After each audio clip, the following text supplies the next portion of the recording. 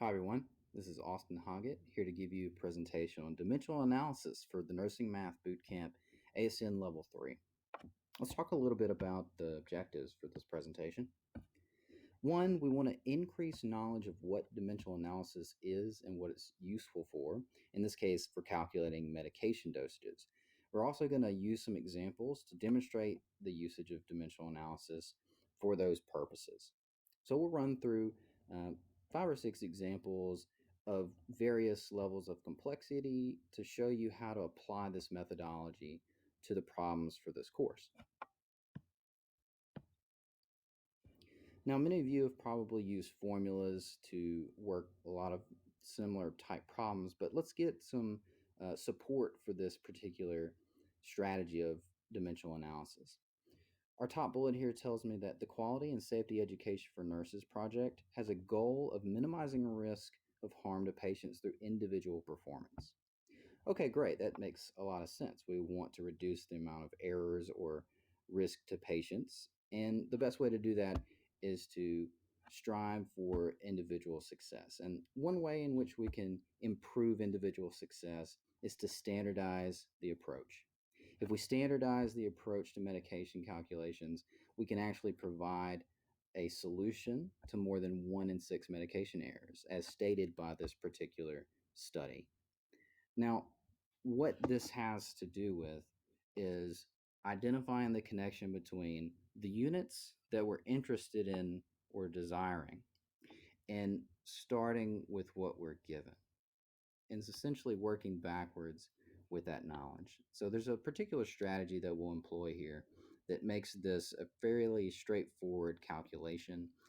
And last point I'll make about the support for dimensional analysis as an approach is that it's actually used by many other disciplines, right? So I mentioned already some of the advantages here, but let's run through a few of these.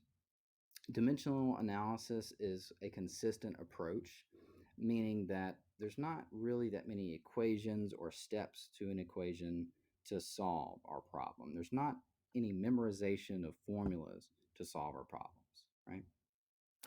It does promote some critical thinking. If you can lay out sort of the pathway from what you have to what you want to get to, you can sort of think through the problem in a different way.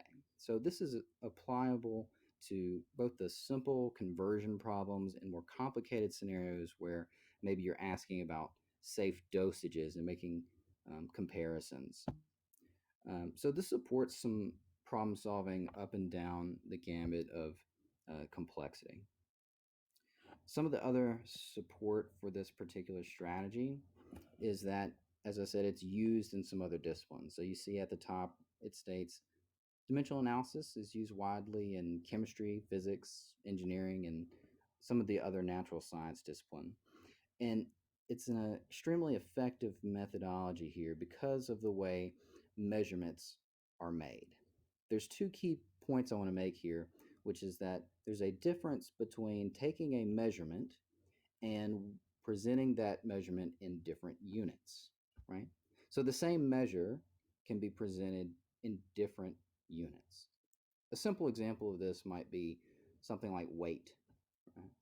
Let's say I have the weight of a dog. I could present that in pounds or kilograms, or I could use some strange unit like a made up one. Let's say I want to standardize a unit of weight based on a cinder block. Well, I can say that a 22-pound dog maybe weighs 3.7 cinder blocks. So the idea of, equivocating different measures in different units is what makes this an effective approach. There's also been studies done that show that performing additional dimensional analysis as a group will mean better success rates than those groups that use either formulas or the ratio and proportion methodologies for solving these problems. So partly the last bullet point here makes the case that this is for quote unquote math weenies, but certainly there's still some understanding of mathematics involved. So while mistakes can be made using any technique, dimensional analysis does the best job of minimizing them in this case. And the reason has to do with the straightforward computational nature of dimensional analysis. So before we begin our examples, I want to again point to some of the commonly used information throughout this uh, course, which are conversions, making the connection between some of our SI units, the gram, milliliter, tablespoon, and teaspoon, of course, would be the empirical measures, but there's a mixture of these throughout that we'll be using. And so on occasion, you'll probably need to reference this chart, if not commit to memory some of the more common uh, conversion that you see here. Some of the abbreviations show up inside of our prompts. So, for instance, GTT meaning a drop in this case, and of course, the other sort of variety of ways that we can administer the medications. So, these will be indicated within some of the prompts. Um, and if you'll need this, I would recommend either printing a copy out or having it handy until you can commit to memory enough of these for your own sake. So let's actually get into the details of how to use this dimensional analysis approach. And as stated here, there's basically 5 steps to this process. First step is to, of course, identify the end goal.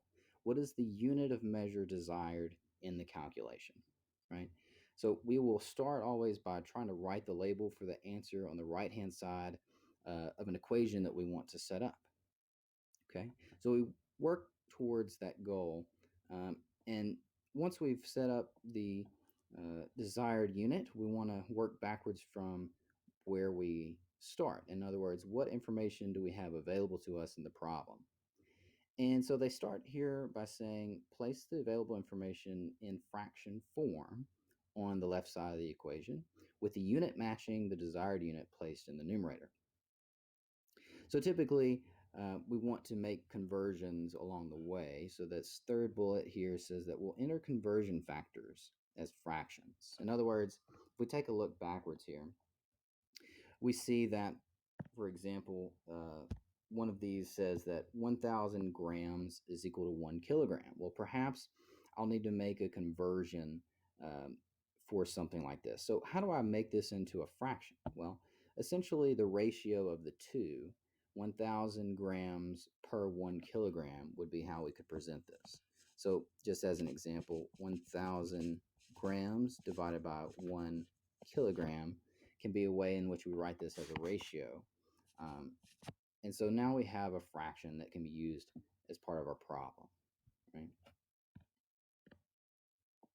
So entering our conversion factors along the way will slowly transform our computation to the correct units that we're interested in. Number 4 here says to cancel any common labels that appear in both the numerator and denominator. And this is a function of how fractions work to begin with. If you don't recall, fractions always come in the form a over b, where a represents the numerator and b is the denominator. If we have units on these particular values, perhaps then we would have some cancellation that would go on.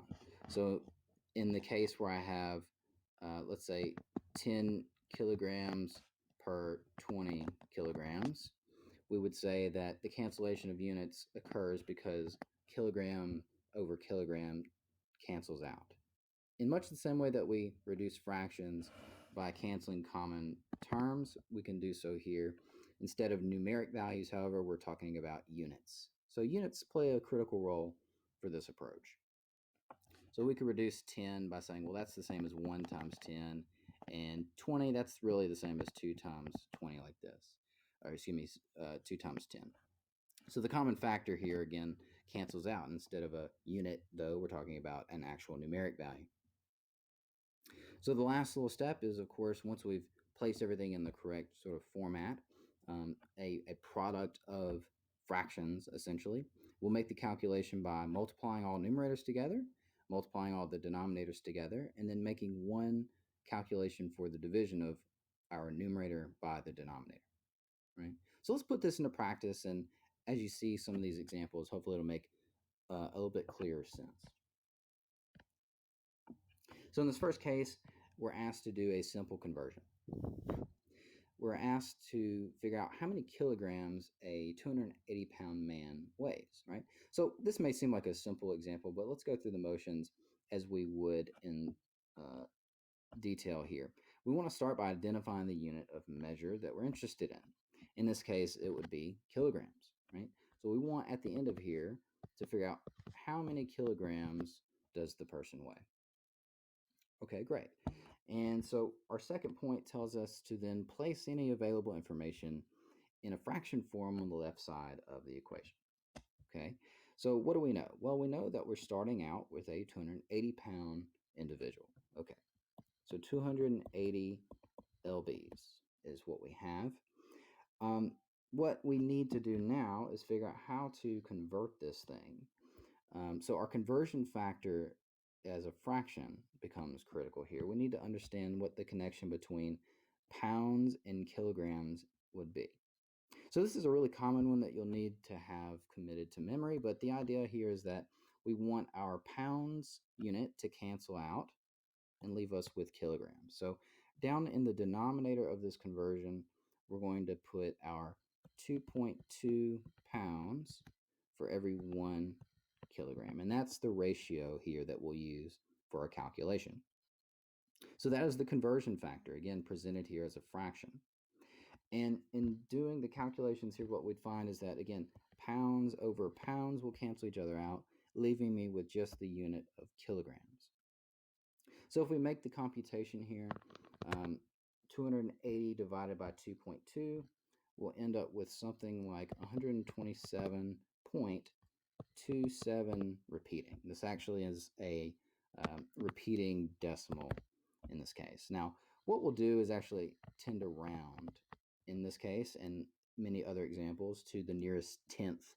So if we round in this case, we would end up with 127.3 kilograms for our solution.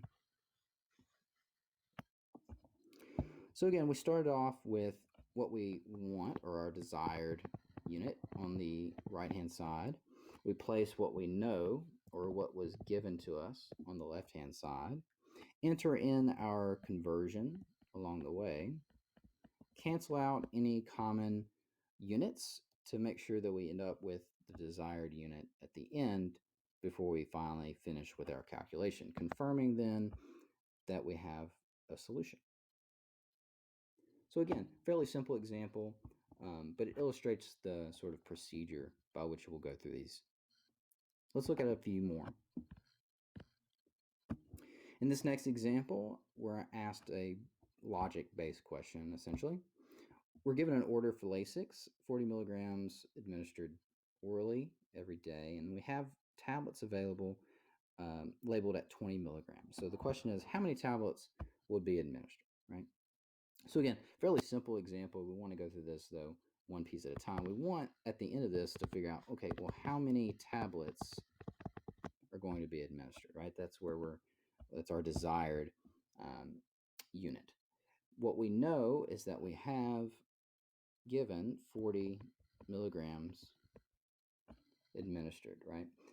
And so during that administration, we have available for us one tablet that includes 20 milligrams of Lasix. And so we have our unit set up here such that, again, milligram divided by milligram will cancel, leaving me with the number of tablets for our solution. So in this case, the computation is simply 40 divided by 20, telling me that I'll end up here with just simply 2 tablets for administration.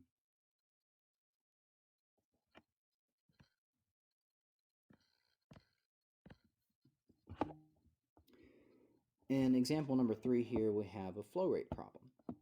Again, we're given an order. We're asked to administer some solution at 75 milliliters per hour. So the D5, I believe, is dextrose 5%, at 75 milliliters per hour, and we're given the drop factor. And the drop factor is a function typically of the device itself. All right, so we're given a um, milliliter per hour. That is a rate, and the drop factor is also um, given. So we want to know what is the flow rate in drops per minute. So again, we start off with where we want to end, really. How many drops per minute will we end up with? What we know is the 75 milliliters being administered for every 1 hour that this thing is running. Now, we have a drop factor to include as well. So we also understand that there's 10 drops administered every 1 milliliter. Okay. The other conversion that we'll need here, though, is to convert from hours to minutes. If you'll notice, currently I could cancel out, for instance, the milliliter per milliliter here, leaving me with units of drops per hour. So the last conversion we need is to convert from hour to minute. So we would, again, make sure that to cancel out an hour unit in the denominator, we put an hour unit in the numerator. So the conversion here is 1 hour is 60 minutes, like this. So when we do our computation here, we get 75 times 10 is 750. Divided then by 60 gets me a drop per minute rate of 12.5. Okay. So again, these become our conversion measures. This is what was known to begin with. And of course, we land on our desired unit at the end.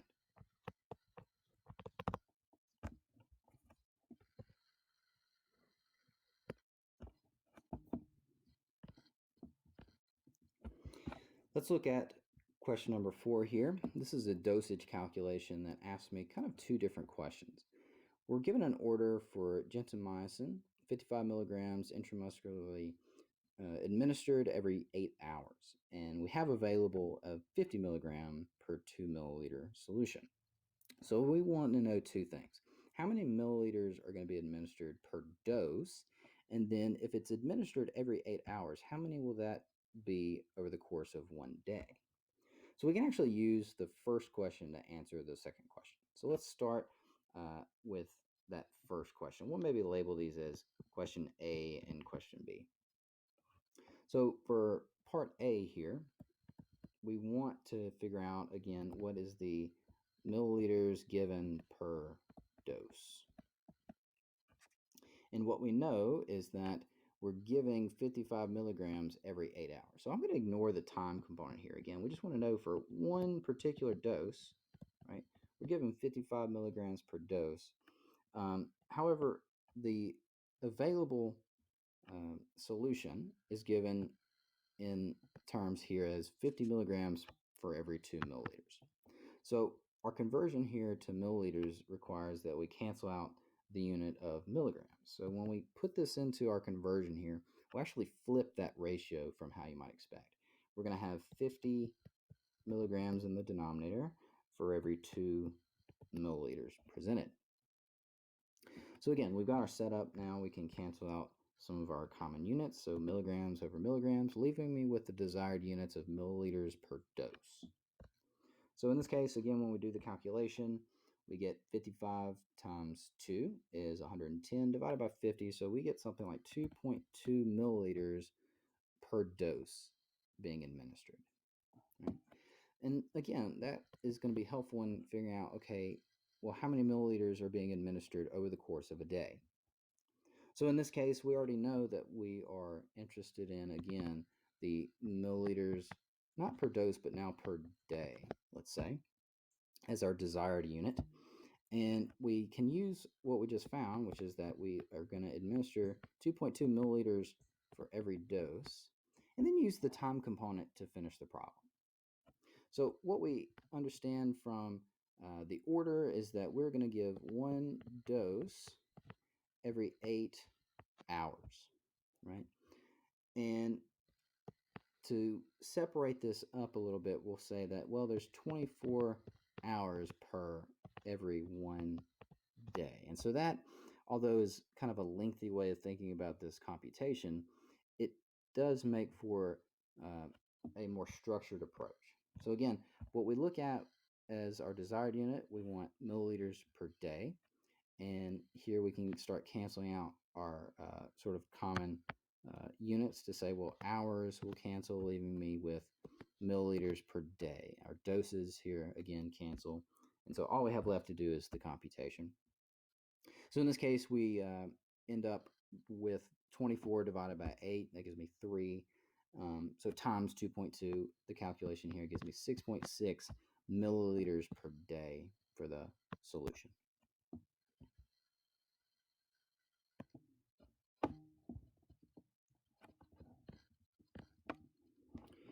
Example number 5 here is one for infusion.